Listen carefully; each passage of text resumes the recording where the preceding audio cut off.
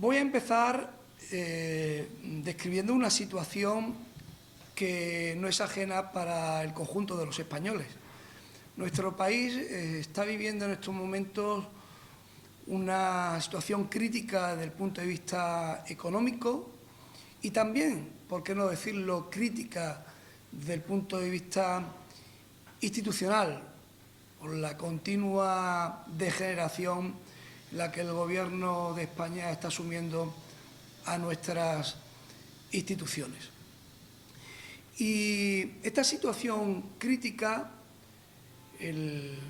queda corroborada por los indicadores macroeconómicos que están saliendo a la luz a lo largo de estos últimos días y que nos hacen que estemos verdaderamente preocupados y que hace que hagamos todo lo posible desde el Partido Popular para hacer ver al Gobierno de España que tiene que cambiar su forma de actuar, que tiene que cambiar su forma de gestionar, que tiene que cambiar su forma de gobernar, porque si no abocará a nuestro país a la ruina total. Y lo que es peor, abocará a todos los españoles a la ruina total. Mire, le voy a dar algunos datos, como digo, que son verdaderamente preocupantes. En el 2020, el déficit público de España fue el más alto de la Unión Europea, el 10,27%, el más alto de todos los países de la Unión Europea. La deuda pública fue también de la más alta de los países de la Unión Europea, el 120% del Producto Interior Bruto. En 2021 hubo una alta actividad económica en el conjunto de la Unión Europea que llevó a la Unión a crecer de media el 5,3% y, sin embargo, España creció menos, creció el 5,1%. La previsión de crecimiento de nuestro país, de nuestro Gobierno, era del 7% y resulta que se queda en el 4,3%. España es el único país de toda la Unión Europea que no va a recuperar los niveles económicos prepandemia en este año 2022. El resto de países de la Unión Europea, cuando finalice este año 2022, habrá recuperado los niveles económicos previos a la pandemia. ¿Qué decir de la inflación? La inflación, pues tenemos que decir, lamentablemente, que es de las más altas de Europa, por no decir la más alta de Europa. En marzo estábamos en un 9,8% y en abril hemos cerrado con un 8,4%. Realmente la inflación es lo que más castiga a las clases medias. Es el elemento que más castiga a las personas con más necesidades. La inflación, porque la inflación es para todos por igual. La pagan los pensionistas, la pagan los desempleados, la pagan los que no llegan a fin de mes, las pagan los que tienen sueldos moderados, la pagan todos. Y a los que más castigan precisamente son a las personas que más lo necesitan. Por eso es muy injusto y se debe hacer todo lo posible para compensar esta situación. El tipo de interés en la zona euro va a subir. ¿Qué significa esto? Pues que, de hecho, ya está subiendo el Euribor. ¿Qué significa esto? Pues que todas las familias que paguen una hipoteca o un préstamo referenciado al Euribor van a tener que pagar más todos los meses por ese préstamo o por esa hipoteca. Además de todo lo que acabo de comentar, y como consecuencia de esa inflación totalmente disparada, los productos son más caros y, por tanto, se pagan más impuestos. Los españoles pagamos más impuestos por nuestras compras. Y eso, pues al final, se traduce en números. Fíjense si los españoles estamos pagando más impuestos que el año pasado, cuando la previsión del Gobierno de España era recaudar en todo el año 2022 un total de 8.967 millones de euros más que en 2021. Esa es la previsión que tenía el Gobierno. Pues fíjense lo que está recaudando, que en el primer trimestre, en tan solo un trimestre, han recaudado 9.219 millones de euros. Es decir, en tan solo un trimestre han recaudado más que todo lo que tenían previsto recaudar en el año 2022. Mire, si el Gobierno está friendo a impuestos a todos los españoles, lo mínimo que puede hacer es devolver esos impuestos a las personas, a las familias que más lo necesitan, a los autónomos y a las pequeñas empresas que lo están pasando tan mal. Eso es lo mínimo que puede hacer este Gobierno, devolver a los españoles el dinero que le está recaudando de más. Y por eso, en torno a esta situación, desde el Partido Popular vamos a presentar una moción en la Asamblea de Melilla, en la que vamos a establecer una serie de propuestas para que apoyen e inciten al Gobierno de España a que adopten una serie de medidas. En primer lugar, para que se apoye un plan nacional para la mejora de la efectividad y la calidad del gasto público, que dicho sea de paso, hay mucho gasto público cuando hay muchas familias que no llegan a fin de mes. Otra de las medidas que recogemos en nuestra moción es mejorar el plan de recuperación, transformación y resiliencia que impulsó el Gobierno de España y que se ha visto que es totalmente ineficaz. Ineficaz porque no han contado con los agentes económicos, que son los que saben exactamente dónde están los problemas y dónde están las posibles soluciones, y es un plan que a día de hoy no ha llegado ni a las familias ni a las empresas. Y, por tanto, hay que llevar a cabo una modificación de ese plan que está hoy día en marcha.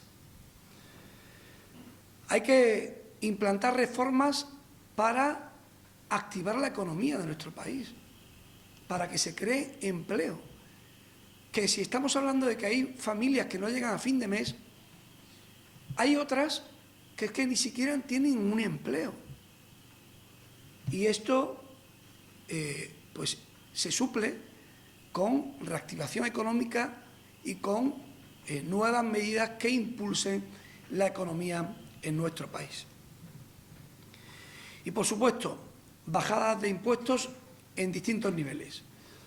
Desde el Partido Popular proponemos en la moción bajar impuestos a aquellos trabajadores que cobren menos de 40.000 euros al año.